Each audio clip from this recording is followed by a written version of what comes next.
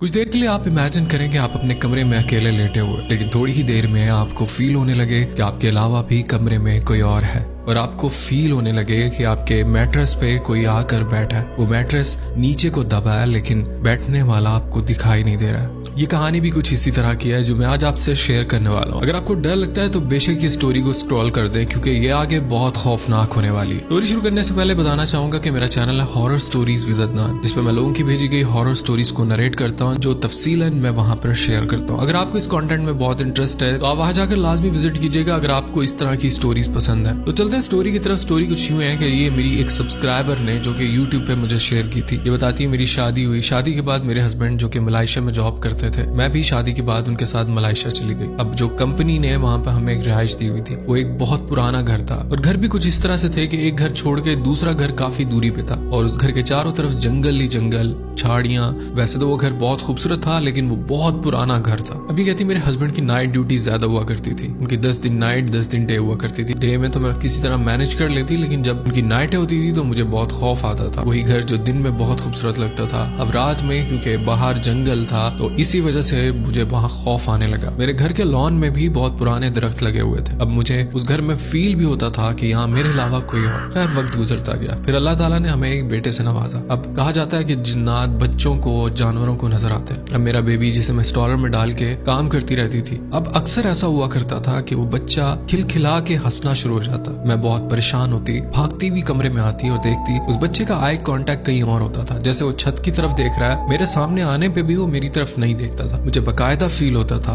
जैसे कोई इसके साथ खेल रहा है। मैं उसे गोद में उठा लेती, अपने सीने से लगा लेती। ये मेरे साथ मामूल बन गया था और मैं इस चीज की आदी हो चुकी थी। एक दफा तो हद हो गई। ऐसा भी हुआ कि जब मेरा बेबी 8-9 महीने का था तो मैं उसे कमरे में बिठा के नीचे कारपेट पे बिठा के उसे टॉयज देके चली जाती हूँ। अब जो कमरा था उसका डोर मैं ओपन रहने देती हूँ। मैं सामने किचन में काम कर रही थी, मुझे किचन से वो कमरा नजर आ रहा था और मेरी नजर बेबी पे थी। बहरहाल साथ साथ मैं अपनी अम्मी से फोन पे बात भी कर रही थी। नजर उस पे भी मारती कि वो मुसलसल टॉयज से खेल रहा था। फिर काफी देर गुजर जाती है, मैं अपनी वालदा से बात करने में इतनी बिजी हो गई कि मुझे ऐसा फील हुआ कि मेरा बेबी जहाँ पे खेल रहा था उसकी ठक ठुक जो आ रही थी अब वो नहीं आ रही। कहते जब मैंने फौरन कमरे की तरफ देखा तो मेरा बेबी जो जमीन पे बैठा हुआ था अब वो बेड के ऊपर बैठा हुआ। अभी कहती मेरी जान निकल गई, इतना छोटा बच्चा कैसे बेड पे खुद ब खुद बैठ सकता है। और इसी डर की वजह से कि बेड से नीचे ना गिर जाए तो मैंने इसे नीचे कारपेट पे बिठा रखा था। बोलती मैं फौरन कमरे में आई और जब मैंने देखा वो बच्चा ऐसे जैसे उसके साथ कोई बैठा हुआ है और वो उसे देख के मुस्कुरा रहा है, हंस रहा है और जैसे कोई उसके साथ खेल रहा है। मैं वैसे ही डर चुकी थी क्योंकि बच्चे को मैं नीचे बिठा के गई थी और वो बेड पे बैठा हुआ था और मैंने देखा मेरे बेबी के साथ जो जगह थी वहां पर बेड का मैट्रेस दबा हुआ था, जैसे कोई